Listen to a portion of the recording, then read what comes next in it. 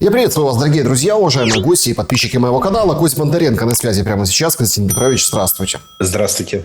Константин Петрович, ну что, кажется, опять новая волна. Никакого мира, только война. Мерц выходит, он же тоже часть коалиции желающих, которая как бы достаточно невнятно позаседала, но, я так понимаю, упор весь политический будет на Риме и на римских каникулах Зеленского. Все традиционно. Зеленский отправляется в Европу, Украину накрывают дронами, ракетами. Серьезный удар был по западу Украины, по Львовской области в частности. Но, опять-таки, что рассказывают украинцам? 728 целей, 718 сбито. То есть все хорошо. И новый фиолетовый луч сияет над Украиной. Это дроны-перехватчики. Вместе с этим последнее заявление Трампа активно будоражит. Мол, он так на Путина скалится. Он, в общем, за Украину помощь дает, как бы превращая войну Байдена в войну Трампа. Даже Ермак не выдержал, говорит, вот, дроны-перехватчики, но это ведь всего лишь только первый шаг. Дальше нужно работать над дальнобоем. Мол, лучшая защита – это нападение. В принципе, стратегии понятны и ясны.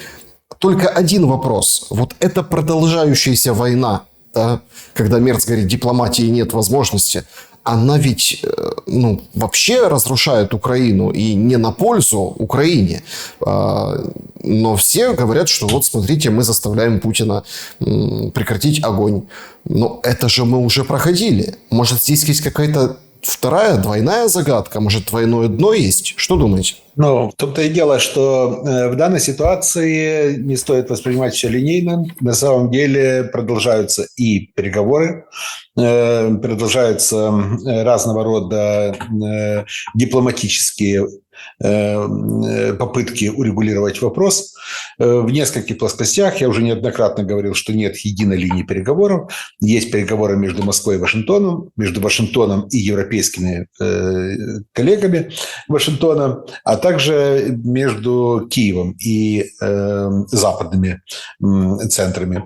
То есть несколько линий переговоров, и каждая сторона каким-то образом лавирует, делает разного рода заявления, делает разного рода шаги для того, чтобы усилить свои переговорные позиции, не прекращая сами переговоры.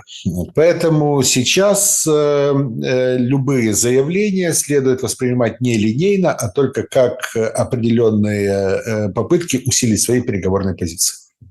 Ну, смотрите, усиление переговоров с поставками оружия, они, конечно, сочетаются без посредников, но Трамп абсолютно не претендент на Нобелевскую премию мира в этой связи. Почему Трамп себя так ведет? Трамп как раз претендент. Он хочет представить, что главный конфликт, мировой конфликт, который едва не привел к Третьей мировой войне, это конфликт между Израилем и Ираном, он уже решил. Трамп решает большое количество вопросов, которые сегодня необходимо решить для экономики и для геополитики тех же Соединенных Штатов. И его отношения с Россией, его пикировка с Путиным, она как раз и решает большое количество вопросов. И среди этих вопросов украинский вопрос является только одним из, и не самым основным. Но мы видим молчание со стороны России. Слова громкие. Молчание. Все-таки 4 июля состоялся телефонный звонок, поговорили два президента. Трамп сказал, что он недоволен звонком, недоволен разговором, но это не значит, что Соединенные Штаты прекращают вести диалог с Россией. Он не сказал, что все, на этом ставим точку и начинаем там боевые действия и все прочее. Он сказал, что недоволен конкретно этим разговором и конкретно нынешней позицией Путина. Но это не значит, что завтра там, например, не встретятся Уитков и Дмитриев или же там Рубио и Лавров.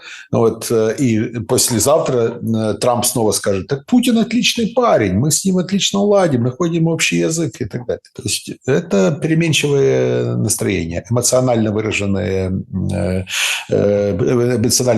позиция, именно сформулированная на данный момент. На Банковой празднуют победу. И какие ожидания от римских каникул Зеленского?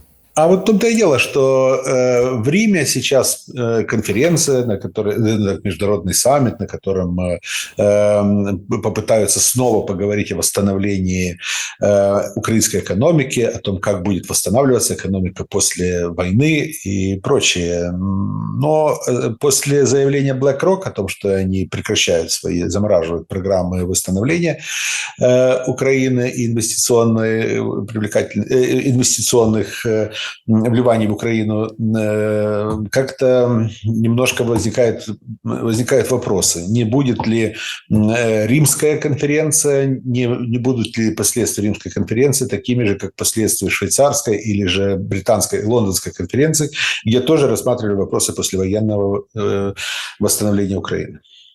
Если верить Мерцу, это сложно сделать, конечно, но тем не менее он идет исключительно в конъюнктуре происходящего, и все заявления – это правда. То есть, вот куда ветер подует со стороны Соединенных Штатов, он так и пытается подстроиться. Флюгерит, так сказать. Но если ему верить, что варианты дипломатии закончились, то, соответственно, сейчас упор на военные действия и на фронт, и на обстрелы. Запустили такой слух вчера вечером, что в ближайшие дни готовится там 3-дневный массированный обстрел территории Российской Федерации со стороны Украины. Дроны полетят, там все, что есть, полетит туда. Параллельно с этим мы видим, нарастает количество ударов по Украине, но тут же тоже двойная ловушка. Смотрите, если мы сбиваем все, что летит, то зачем помогать? С одной стороны, показываем эффективность, с другой стороны, смотрите, как все хорошо. Победа близка как никогда. Сырского только послушать, говорит, наступаем. Если бы действительно Соединенные Штаты были нацелены на серьезную эскалацию отношений с Россией, возврата к байденовской политике, то, соответственно, это выразилось бы в нескольких актах. Первое. Было бы специальное обращение Трампа. Ему же надо же объяснить, почему администрация Соединенных Штатов меняет предыдущую позицию, и почему Трамп переходит к новой риторике вместо того, что он обещал в ходе избирательной кампании и первых месяцев своего президентства. Это в стиле американских президентов, именно такое слезоточивое обращение, нарушение демократии и все прочее. Второй момент. Было бы внесено в Конгресс Соединенных Штатов специальное представление о необходимости увеличения расходов на поддержку оборонных способностей Украины, возможностей Украины. Это было бы тоже. Третий момент. В Украину присылали бы не 10 ракет, как было объявлено. Я читаю, что сейчас, что на самом деле мы что понимаем, что не 10, а 100 их было. Так что, конечно. Я знаю, конечно же, хочется верить лучше многим. И было бы, наверное, объявлено о очень большой, широкомасштабной помощи Украине. Как раз была бы мобилизация НАТО, было бы специальное совещание на уровне США-НАТО по новой обстановке, были бы разного рода ультиматумы в сторону России. Пока что мы видим только определенные вбросы. Вбрасывают камни специально, смотрят на круги, которые будут расходиться по воде. Трамп сказал, что мы сейчас увеличим военную помощь. И тут же сразу же объявил о том, что это такое небольшое увеличение этой помощи. Исключительно оборонительное оружие. Рэдклифф сказал, что у нас есть данные, что применялось химическое оружие со стороны России, но при этом не были предоставлены никакие доказательства. Перед этим министр обороны Нидерландов сказал тоже о том, что Россия систематически применяет химическое оружие. Хотя, опять же, если систематически, то где доказательства? И почему только сейчас начали об этом говорить? Но это все показывает, что сейчас оказывается элемент такого легкого шантажа России со стороны Соединенных Штатов, что если, мол, не согласитесь с нашими доводами, аргументами и с нашей позицией, то мы перейдем к более серьезному давлению. Давайте о серьезном давлении. Грэм в очередной раз выходит, говорит, Трамп готов ввести этот пакет санкций против России. В общем, смысл в чем? Вкратце. Есть законопроект о 500% пошлинах партнерам Российской Федерации. Там как? Это законопроект, если он станет законом и все проголосуют, он тоже такое интересное, с двойным дном. С одной стороны, он дает как бы лично президенту Трампу инструмент, то есть вот он вводит эти, и это всем рассказывают. Но люди, которые там понимают, как работают законы в Америке, они видят другую интересную картину. То есть, если этот законопроект Грэма условного примут, то Трамп там чуть ли не обязан каждые 90 дней переподтверждать решение по законопроекту. А решение по оружию, конкретно выделению и финансов в стране, ложится полностью на Конгресс. То есть, одной рукой Трампу показывают конфетку, мол, смотри, ты сейчас все будешь решать, ты решаешь, ты биг босс, ты красавчик, ты папочка. С другой стороны, зашито в этом законе, что, послушай, ты, конечно, решаешь, но ты обязан убеждать Конгресс, и Конгресс может принять решение, какое он хочет. Это мина Грэма под как бы незыблемость власти Трампа. Но об этом у нас никто не говорит, потому что никто не вчитывается. Мина Грэма как раз она понятна для самих сторонников лагеря МАГА. Грэм не принадлежит к этому лагерю. Более того, он воспринимается там едва ли не как противник МАГА, хотя он и является членом республиканской партии. Вроде бы однопартийцы, но принадлежат к разным политическим фракциям, будем так говорить, Трамп и Грэм. Что касается санкций, которые предусмотрены по законопроекту Грэма, вряд ли они будут рабочими, потому что уже практически все, что можно было ввести против России, уже ввели. Сейчас данные санкции могут вызвать определенные трудности в общении с Индией и Китаем, потому что Индия и Китай могут на определенном этапе попросту взбунтоваться и сказать: да пошли вы со своими санкциями.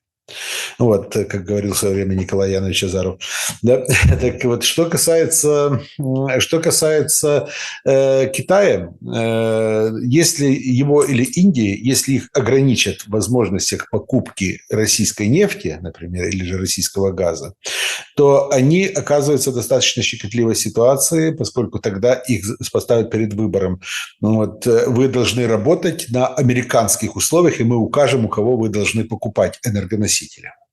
Вот, то есть это наступление на суверенитет этих государств. И это может вызвать очень серьезную и болезненную реакцию. Поэтому я думаю, что Соединенные Штаты будут стараться угрожать санкциями, угрожать Грэмом.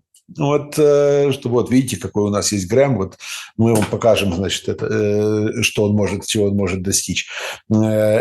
И в конце концов, возможно, балансировать именно на грани шантажа, вот именно шантажа данным законопроектом.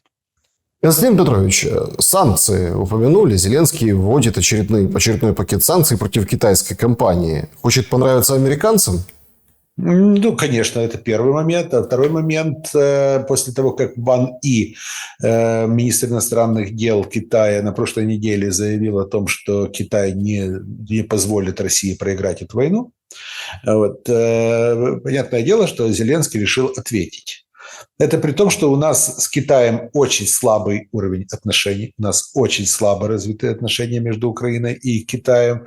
Китай на протяжении войны несколько раз предлагал свою экономическую помощь Украине. Я знаю, что многие фирмы китайские, они постоянно стучат в двери украинских правительственных кабинетов и говорят: мы готовы сотрудничать. Мы готовы сотрудничать, причем практически без всяких условий. Но им говорят нет, их рассматривают чуть ли не как врагов. Вот настороженное отношение. И в данной ситуации Зеленский еще усугубил ситуацию, подписав вот эти санкции.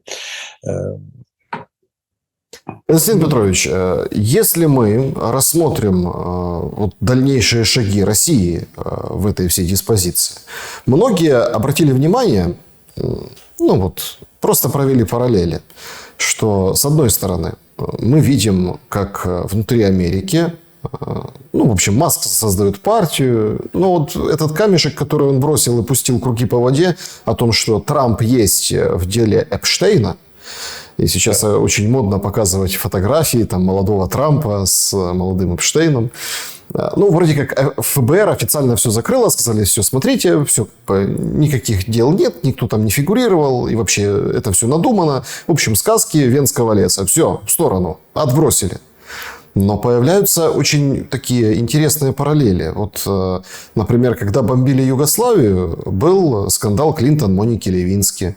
Когда сейчас мы видим воинственного Трампа, который там дает оружие и уже там перелистнул, как кажется, по риторике свою позицию, что это война Байдена, а не Трампа, мы видим, что как бы муссируется этот вопрос о том, что он там фигурировал на вечеринках, связи и все такое. Как бы история с перчиком. Однако, насколько эти параллели уместны, как вам кажется? Ну, война в Югославии, она немножко чуть позже по времени была, чем скандал с Моникой Левински, примерно полгода-год.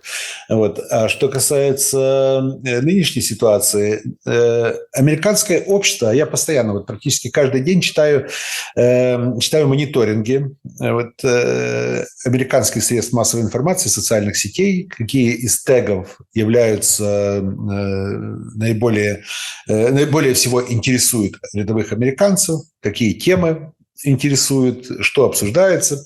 Американское общество, американская блогосфера, американские новостные каналы, они живут немножко не в той реальности, которую мы себе представляем. Помните, была ситуация, когда начались выступления против Трампа в Калифорнии и в нескольких других штатах. Вот. У нас практически все говорили о том, что вот сейчас началось движение, едва ли не революция и так далее, и так далее. Захожу в мониторинги, смотрю.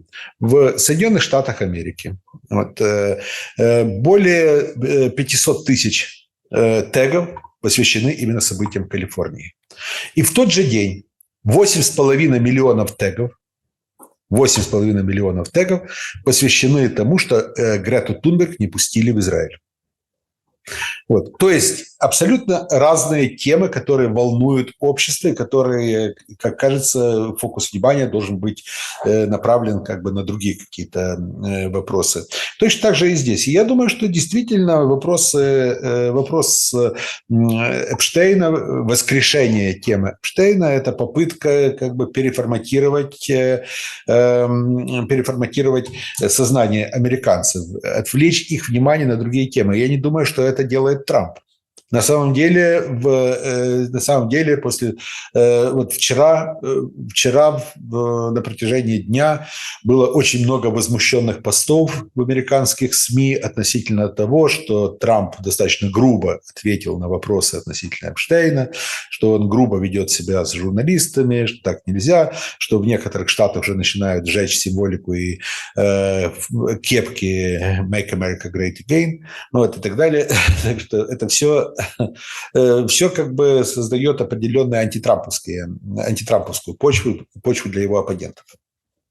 Если перенестись в Украину, можем мы что-то подобное наблюдать в отношении Ермака, Зеленского, Банковой? Все-таки вот эти публикации в «Экономист». И давайте так, ряд публикаций о том, кто такой Ермак и какой он нехороший человек, или как он там оседлал Зеленского, забрал его ухо, вместе с проблемами внутри страны, именно такими аппаратными проблемами, вызывает вопросы, а не как бы насколько успешна может быть кампания по выбиванию Ермака из седла. Ведь давайте посмотрим откровенно. Если так вот, попробуем, по крайней мере, оценить. Согласитесь, не согласитесь с этой оценкой. Вы, как человек, который писали книгу «Джокер», дополняете ее. Она, собственно, о Зеленском, о его власти. Если представить, что условно, и наложить это на какое-то шоу, спектакль, да, то Ермак продюсер, у него условно гонорары и распределение всех доп. Расходов, а Зеленский, хоть и главный фронтмен, но всего лишь выполняет свою функцию, актер. Помните, когда-то известный волонтер и ныне уже политический деятель Сергей Притула играл роль такого продюсера Валентина, да? Да. Наверное, таким именно продюсером Валентином считают у нас очень многие того же Ермака. Ермак, в свою очередь, не считает публикации, которые появляются в зарубежной прессе, большой проблемой. Он почему-то считает, что это все дело рук коварных Арахамии и Буданова, которые ненавидят Ермака и которые мечтают о том, чтобы Ермак потерял свое влияние. Наша кулуарная борьба, кулуарные противостояния – это отдельная тема. Но если еще можно предположить, что в политику опубликована там некая заказуха, поскольку есть лоббисты, которые предлагают там определенные прайсы, предлагают определенные условия, публикацию на определенных условиях, то давайте говорить откровенно. Журнал Economist – это своеобразный рупор Ротшильдов. Одна из влиятельнейших банковских финансовых семей Европы. Семья, которая расставляет своих людей на влиятельные посты, в том числе президентские, премьерские во многих странах Европы, Франции, в Британии и так далее. И в Economist так просто опубликовать некую джинсу достаточно сложно. Поверьте, я когда-то был у меня период в жизни, когда мне приходилось именно заниматься переговорами с западными СМИ. Достаточно длительный период был, когда мы просто наладили отношения практически с огромным количеством западных СМИ и размещали там материалы определенные. Economist – это издание, в котором достаточно сложно опубликовать что-либо заказное. Там очень серьезно относится именно к политической линии, чтобы это не нарушило интересы хозяев, чтобы это не нарушило интересы баланса, которые выстраиваются в финансовом мире. Почему с таким интересом относятся каждый год, с таким интересом читают прогнозы Economist относительно следующего года, расшифровывают обложки Economist и так далее. Поэтому я могу сказать, что это достаточно, скажем так, легкомысленное отношение Ермака. Публикация в Economist – это очень серьезный звонок для него и его команды. Так, а какой может быть сценарий дальнейший? А это уже вопрос, потому что мы сейчас переходим в режим кадровых замещений, которые могут иметь место уже на следующей неделе, как нам говорят. Могут быть разного рода перестановки. И дело в том, что давайте посмотрим, насколько Ермаку удастся благополучно пройти через этот период.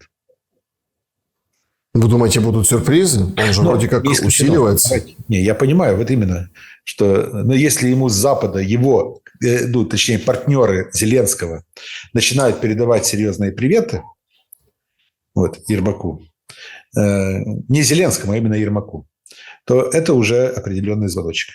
А Зеленский без Ермака справится? Вы знаете, это миф, что Зеленский полностью зависит от Ермака. Это миф. Ермак, хоть и долгое время находится рядом с Зеленским, но все-таки по характеру его власти, по характеру его должности, он временщик. И я думаю, что рано или поздно Зеленскому придется распрощаться с Ермаком. Иначе воплотится его же пророчество. В 2021 году Зеленский говорил, что я пришел вместе с Ермаком, я вместе с Ермаком и уйду. Потом Ермак говорил, что я пришел с Зеленским и уйду. Слушайте, сладкая парочка. Да, именно. Есть сценарий, я хотел бы, чтобы вы высказались по этому поводу, насколько это возможно. Смотрите, идет период, достаточно интересный период, скажем так, обострение со стороны Трампа лично, вообще Америки. И это, конечно, игра в добрый-злой полицейский, классическая схема. Нам показывают Хексета, министра обороны, главу Пентагона. Говорит, это он там прикрывает помощь. Трамп как бы не при делах, он же президент всей Америки, а это какой-то Пентагон. Но Трамп распоряжается, говорит, ладно, я добрый, я вам помогаю. Не является ли это такой комбинацией, чтобы условно, зная, ведь на Западе все четко понимают, компроматы, проступки, какие-то вещи. То есть, если при желании все четко видят, если бы конкретно США хотели бы сбивать верхушку Украины, они бы это сделали в течение месяца максимум. Но игра в другом, чтобы дать ощущение безопасности Зеленскому, конкретно его 5-6 менеджерам, ну и заставить его сделать неожиданный шаг. Это резкий, внезапный выборы, дефис, блицкриг, для того, чтобы он на них проиграл. Ну, это одна из версий. Знаете, на самом деле, я думаю, что при нынешней конфигурации власти, при конфигурации властных институтов и при тотальном контроле над административными ресурсами и прочими ресурсами в Украине, над медиаресурсом и так далее, при отсутствии реальной оппозиции в Украине, при отсутствии реальных системных оппонентов Зеленского, Зеленскому очень легко будет победить на выборах. Очень легко. Я даже назову несколько фальсификационных ресурсов. Первый фальсификационный ресурс – это диаспора. Вот, где можно нарисовать те протоколы, которые, ну, как показывает молдавский опыт, можно нарисовать любой результат, который может даже перебить недовольство Зеленским внутри страны. Второй – это военные. При воинских частях вот, организация наблюдения за выборами, за избирательным процессом, ну, практически нереально. Но с другой стороны, ведь никто не отменял там фактор, ну там румынский фактор какого-то ноунейма. Румыния не находилась в состоянии войны в последнее время. Так никто не находился в состоянии войны в последнее время. Я говорю, что война, военное положение, ситуация военного положения и то, что инерция после военного положения будет действовать достаточно долго, и Конституцию запускать никто не намерен, вот, реально. Она приведет к тому, что сколько бы ни говорили на Западе, что нам надо через выборы поменять Зеленского, она попросту не сработает. Зеленского можно поменять только неконституционным способом. Только неконституционным способом. Либо заставив его отречься от власти добровольно и уехать там за рубеж, либо же история знала большое количество разного рода там, переворотов и так далее. Не зря Зеленский покупал такую книгу на книжном арсенале. Константин Петрович, ну, если мы... Ну, тогда, получается, украинцы в заложниках политической системы Зеленского. Украинцы – заложники политической системы Зеленского. Да, украинцы являются безмолвствующим большинством, потому что меньшинство сразу же зачисляют во враги Украины и либо выдавливают их из Украины в эмиграцию, либо же сажают в тюрьмы, если они не согласны. Просто когда конституционным способом никак не поменяешь, но его пребывание у власти – это уже не конституционный способ. То есть, получается... Я когда-то удивлялся, когда люди из ближайшего его окружения говорили мне, что вот ты же понимаешь, что Володя пришел к власти на 20 лет минимум. Я говорю, ну что вы такое рассказываете? Какие 20 лет? Какие 20 лет? Вот. Они говорили, вот увидишь. Ну вот, соответственно, если следовать духу и букве Конституции, вот, если полностью ждать, когда Зеленский запустит Конституцию, когда он снова вернется к демократическим нормам и принципам и прочее, мы будем ждать очень и очень долго. Вот. А он будет побеждать и побеждать, потому что в его руках будет фальсификационный ресурс, которого нет у других. И он будет просто не то, что выборы станут просто условностью. Вот. А все остальное это будет в ручном режиме, будут рисовать тот результат, который будет нужен Зеленскому. Удары по ТЦК – это ведь удары по режиму Зеленского? Нет, вы знаете, я вообще не понимаю, зачем русские бьют по своим союзникам. Вот. Потому что никто не дискредитирует власть, не дискредитирует государственные институты государственной в Украине больше, чем ТЦК. Вот. Ненависть к государству начинается с ненависти к ТЦК. А ТЦК это вот сегодня является таким же олицетворением государства, как и Зеленский, как и Ермак и прочее. Вот. Поэтому я думаю, что вот эти удары – это наиболее странные действия со стороны России. Но с другой стороны, а как бы мы еще получили историю, когда военные как бы обещают или там сбрасывать координаты гражданских, которые сбрасывают координаты ТЦК россиянам. То есть в такой системе отношений вот лучшим же образом демонстрируется, что вот этот тезис Путина про один народ. Извините, а зачем сбрасывать координаты русских? Это не важно. Нет, все понимают, что координаты есть. Где находится, по какому адресу находится какой районный ТЦК. Все чудесно знают. Вот. И потом, знаете, вот это вот странное Винницкий ТЦК областной говорит о том, что мы переезжаем по новому адресу и дают этот адрес. Вопрос, кто сбрасывает координаты русских? Вот. Сами же ТЦК. Больше всего меня, конечно, повеселил Кировоградский, там, или Крапивницкого, да? Вот, Кировоградский областной ТЦК, который сказал, что в ответ на бомбардировку Герани мы поставили металлоискатели на входе. Вот. Теперь ни одна Герань не пролетит. Дежурный не пропустит. Так, а каким образом тогда сейчас будет проходить бусификация, если эта компания, предположим, надолго? А дело в том, что она и будет продолжаться, эта бусификация. Она будет продолжаться, она продолжается, потому что у ТЦК есть планы, которые им сбросили сверху, спустили сверху. Соответственно, они должны наловить такое-то количество голов. Вот, иначе будут либо штрафные санкции, либо же сами отправятся на передовую. Ну и, соответственно, они поставлены в те условия, при которых они начинают зверствовать. Вот, потому что понимают, что если не они, то их. Но люди-то не любят ТЦК. Я понимаю, И ТЦК сегодня заняли... Вот члены ТЦК на сегодняшний день являются аналогом вот этого шуцманшафта или полиции, которая была во времена Великой Отечественной войны, немецкой полиции, которые точно действовали точно так же, теми же методами фактически, когда надо было ловить людей и отправлять в Германию, например. Или же и отношение к ним такое же. И мотивация у них точно такая же. Либо мы, либо нас.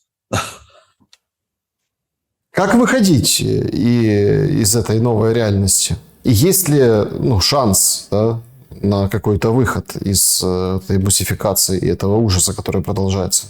А дело в том, что власть не хочет выходить. Власть понимает, что таким образом она создает для себя определенную гвардию на будущее. Тех, которые будут связаны будут личными обязательствами и связаны будут кровными узами с нынешней властью. И просто после войны, для того, чтобы не стать жертвами суда Линча, они будут группироваться и поддерживать Зеленского максимально долго, потому что иначе они сами станут жертвами тех граждан, родных которых они отправили просто на убой. Но если мы посмотрим на фронт, да. Очень удивительно все выглядит. Там европейские вот эти из коалиции желающих партнеры говорят: смотрите, Россия не продвигается, а просто бомбит мирное население. По факту на поверку это оказывается не так. Достаточно серьезные куски. Deep State в очередной раз конфликтует с официальными органами Генштаба, говорит, что Лобковое взяли, говорит о том, что там вышли из кармана, но обставляет это как большую победу, потому что вышли, сохранив людей, одного легко ранили. Да? Я там даже шутил у себя в прямом эфире, ногу подвернул, когда выходили из кармана. То есть все прекрасно понимают, что льется вот то, что выгодно сказать, что Украина идет к победе, но отступая.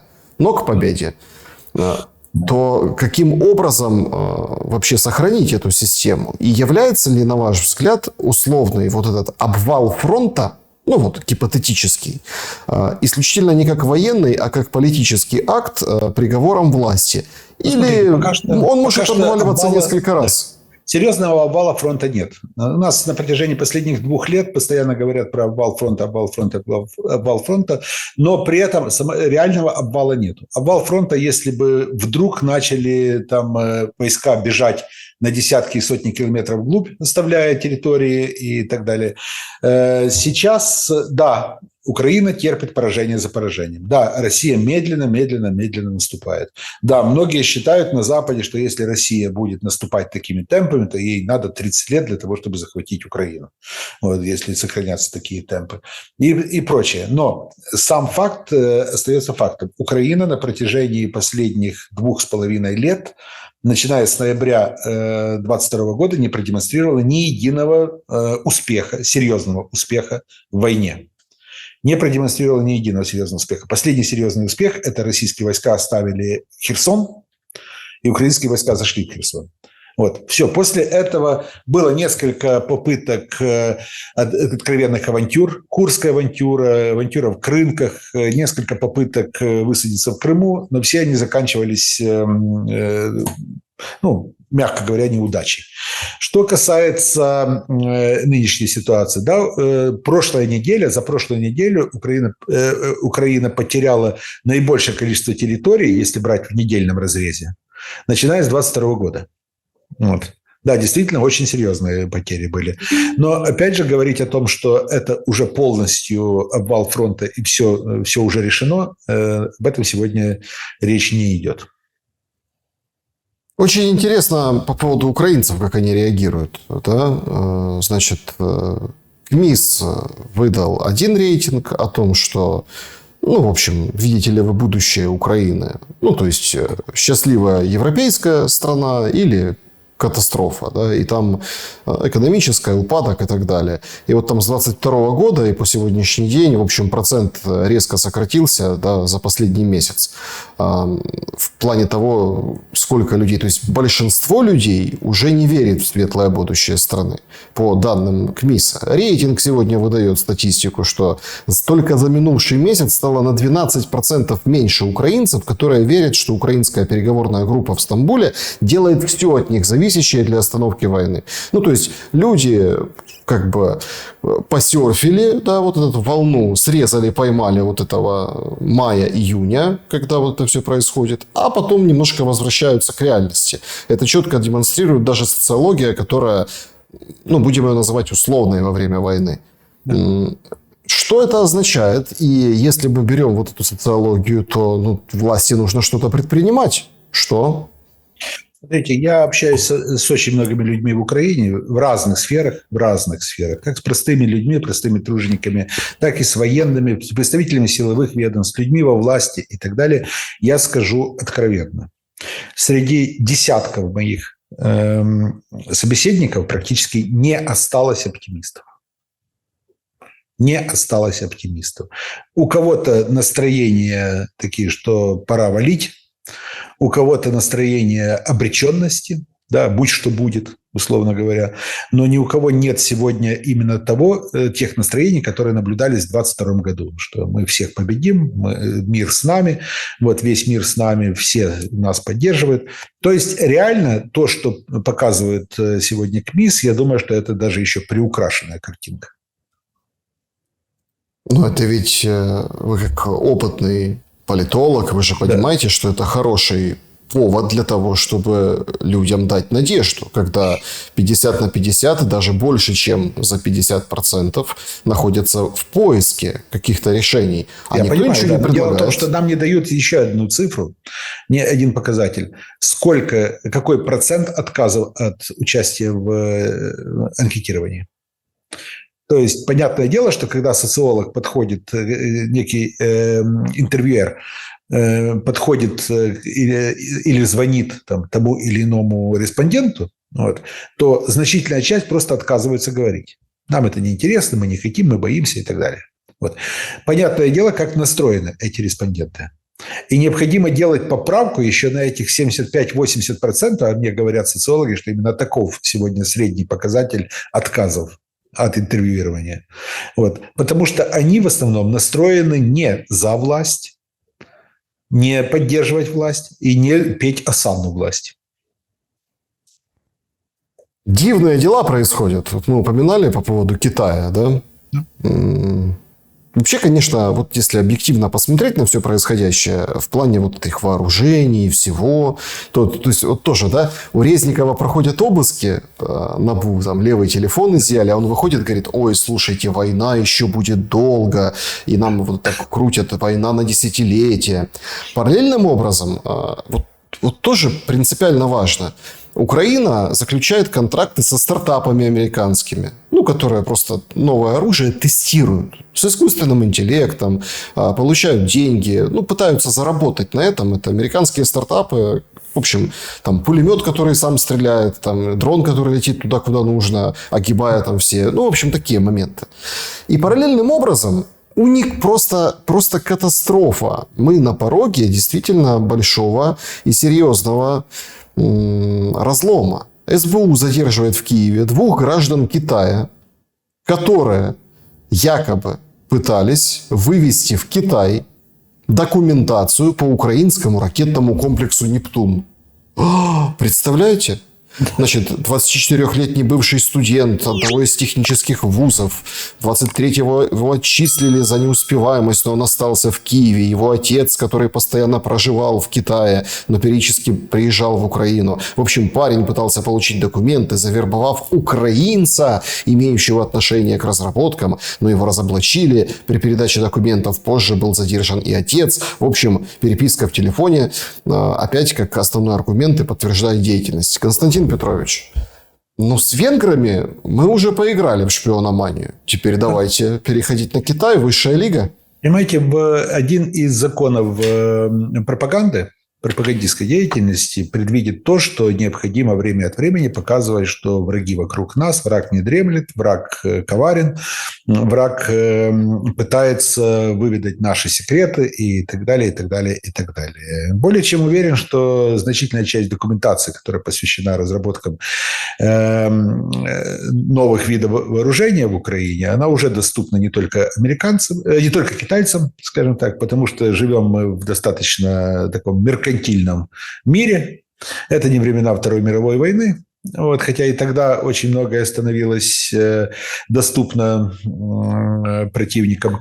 Но что касается данной ситуации, это действительно такая себе игра на публику. Необходимо показать, что наша служба безопасности не зря ест хлеб. Слушайте, какой-то там студент с отцом. В том-то и дело. Это, знаете, чем безумнее версия, тем легче в нее поверить, вы знаете. Если мы опять вернемся к украинцам, это тоже очень важный момент, потому что складывается впечатление, что, в общем, украинцы верят. Украинцы они people have it. По какому признаку я делаю этот вывод? Возьмем там языковые эти вещи, вопросы, скандалы и так далее. Значит, абсолютно рядовой пиар-материал. Для соцсетей. Мадридский Реал. У каждого футболиста спросили, как на его родном языке звучит слово «полуфинал». Понятное дело, это болельщикам всегда приятно. Это еще один повод на тренировке или где-то не на матче увидеть своего кумира, классного игрока. Проблема возникла там, где не ждали. За Реал играл в свое время, в том числе и бывший игрок Луганской «Зари», вратарь Лунин. И он возьми и скажи, что на его родном языке полуфинал звучит как полуфинал, а не на украинском пивфинал. Да. Это материал опубликовали и полетели. Разгон в соцсетях о том, какой нехороший человек Лунин и так далее, и так далее. Слушайте, можно, конечно, отмахнуться и сказать, я, кстати, так никогда не делаю, даже если там какие-то подозрительные аккаунты пишут комментарии. Но, тем не менее, можно сказать, что это все боты. Но это же не боты, это же люди действительно возмущены. Смотрите, дело в том, что информационное пространство, влиятельность информационного пространства или же создание иллюзии некого мейнстрима создается очень и очень просто. Около 100, 200, 300 людей, то есть несколько сот человек, большинство из которых являются какими-то общественными деятелями, учеными, еще кем-то, но которые связаны единой информационной нитью между собой, задают тон. И таким образом кажется, что этих 100-200 людей представляют всю страну, что это мнение общества. Потом, соответственно, подключаются ботафермы. Эти ботафермы выдают на гора несколько десятков тысяч постов, однотипных постов, начинают писать под YouTube-каналами, начинают писать в Фейсбуке, начинают писать еще кое-где-то, ну вот, начинают хейтить тех, кто не согласен, вот, создают именно такую вот обстановку нетерпимости к чужому мнению, потому что только это мнение является правильным. И тогда вот десятки миллионов человек начинают думать, что на самом деле вот мнение вот этих 100 человек является правильным, а все остальное – это неправильное мнение.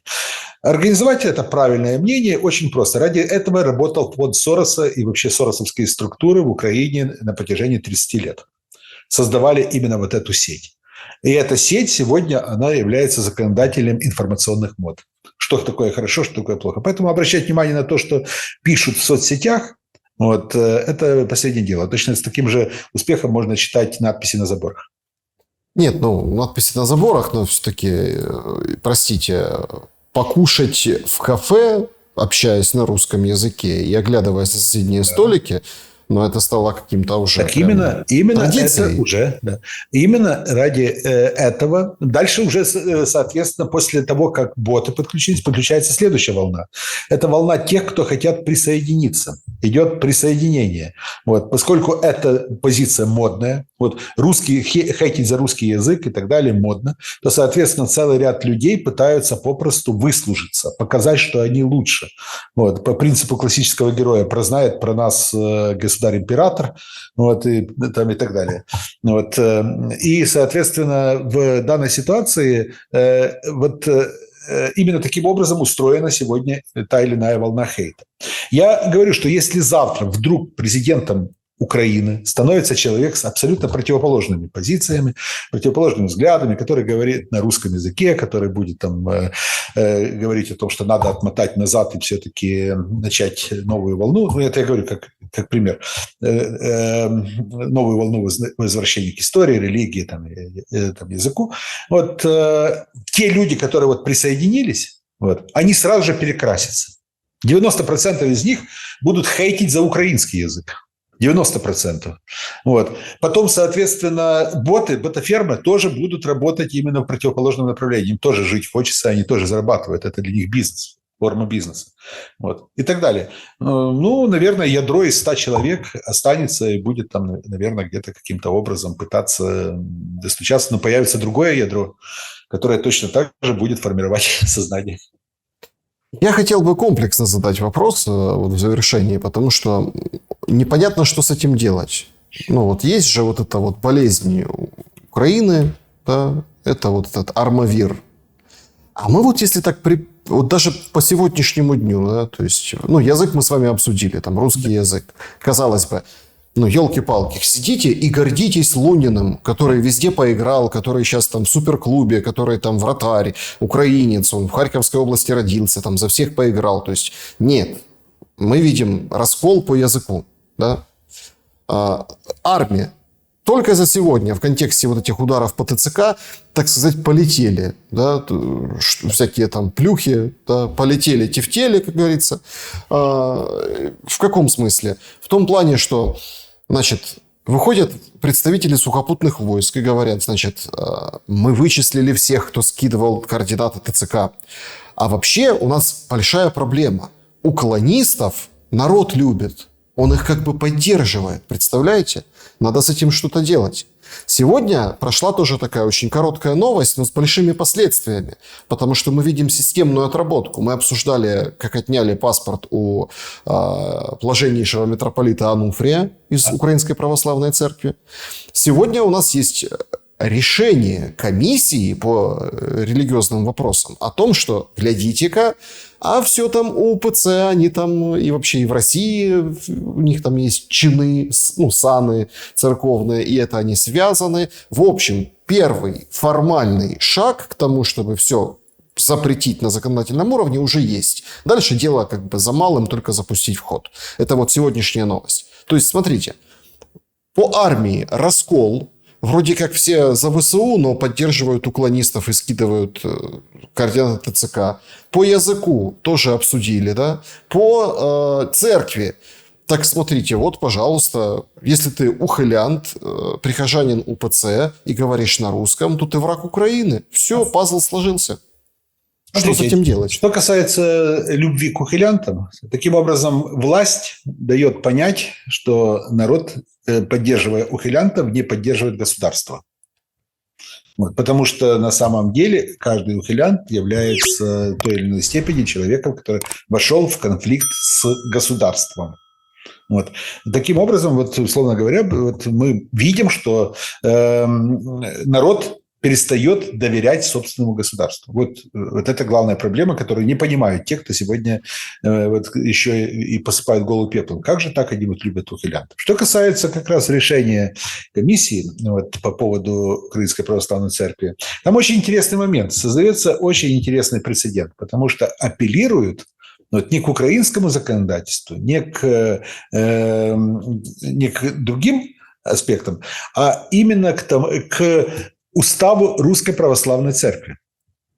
Вот. Устав Русской Православной Церкви, вот, который, ну, то есть документ, который является документом, созданным на территории государства-агрессора, если пользоваться официальной терминологией, вот, у нас принимают во внимание, отталкиваясь от него, выстраивают определенные действия, определенные решения принимают, базируясь на уставе Русской Православной Церкви. Вот. Но это точно таким же образом можно создать прецедент, когда решать судьбу Донецкой, Луганской, Запорожской и Херсонской областей, а также Автономной Республики Крым, мы будем, исходя из Конституции Российской Федерации, апеллируя к Конституции Российской Федерации. То есть наше внутреннее законодательство, устав Украинской Православной Церкви им не указ, условно говоря, они его игнорируют, потому что они апеллируют к другому документу, который создан в соседнем государстве. Ну, извините, мы далеко можем так зайти. Это просто показывает степень тупости и подлости украинских чиновников. Как можно этому противодействовать? Ведь это главный вопрос. Как противодействовать? Ну, вот, нет, пока сидит Зеленский в своем кресле, мы противодействовать этому никак не сможем. Тут кризис идей, понимаете? Ведь я же как вас к этому и подвожу. Смотрите, опросы, падение веры в счастливое будущее и в том, что украинская власть действительно хочет мира. Падение даже на этих примерах. Дальше, вот эта линия раскола по 3 этим позициям, там, армия, мова, вера. Это все вызывает вот идею. Какую идею можно дать украинцам, чтобы, собственно, она вот сейчас выстрелила? Идею. Почему идея мира, да, она вот идея, затоптана, заплевана, втоптана. Понимаете, идея мира сама по себе, просто она достаточно абстрактна. Ее необходимо наполнить конкретным содержанием. Потому что идея мира, она должна содержать не только ответ на то, каким образом остановить нынешнюю войну. Она должна дать ответ на то, как не допустить следующую войну. А следующая война может быть вполне может быть внутренней гражданской войной в Украине. Как не допустить эту гражданскую войну в Украине? Это вот главный вопрос. Экономический вопрос. Как отстроить и что должно стать локомотивами экономики в будущем? Вот, тоже, потому что просто завтра заканчивается война, а что есть, за что жить? Вот, чем наполнять бюджет? То есть все эти моменты необходимо четко прописать. Один человек этого сделать не может. Необходимо, очевидно, объединить усилия там, целого ряда интеллектуалов из разных сфер деятельности, чтобы они сели и расписали именно концепцию мира. Но она не востребована. Кто-то должен стать именно заказчиком такой концепции. Кто-то должен усадить этих людей за стол, дать им задачу, поставить задачу и сказать, что вот работаем в этом направлении. Но пока что я не вижу тех сил, которые могли бы выступить именно в роли такого вот объединителя или же заказчика данной концепции. А Зеленского я вижу, да, Зеленскому нужна война, Ермаку нужна война, потому что они понимают, что пока идет война, они находятся у власти. Понимаете, какая тоже интересная штука? Вот я почему как бы апеллирую к сути, к идеям, к смыслам, которыми наполнять идею мира. Не потому что, ну, понятно, что потому что Потому что пора еще вчера, пора еще в 22 году было это все заканчивать и не приводить к вот тому ужасу. Но я вот не понимаю, почему работает на массовое сознание, ну вот там определенные там блогеры там пишут всякие там военные и так далее. Короче, встретил текст в интернете о том, что ну что, украинцы, после сегодняшней ночи дошло до вас, что не даст вам, ну там, русский отсидеться в тылу. Не существует тыла в Украине, вы или будете драться и погибать, как герои, или будете ловить шахеды на свои головы, как рабы. Может, хватит уклоняться от мобилизации. То есть, ты будешь или умирать как герой, или будешь умирать как раб от шахеда, но ты будешь или так умирать. А жить никто не предлагает. Вы привели пример еще одного пропагандистского штампа. Вот, условно говоря, что лучше умереть героем, чем там, значит, на коленях и так далее. И, соответственно, партия войны, она действительно использует эти пропагандистские штампы. Да, все на фронт, потому что все равно воевать придется, вот, отсидеться не удастся, и так далее, и так далее, и так далее. То есть это используемый штамп во всех войнах, во все времена, ничего нового. Вот. В данной ситуации эти люди, которые пропагандируют подобного рода вещи, они выступают в роли таких себе барабанов. Пустых, громких барабанов. Ну, так о мире говорят шепотом. Так получается, будет война и дальше. В том-то и дело, что в Украине говорить о мире считается преступлением.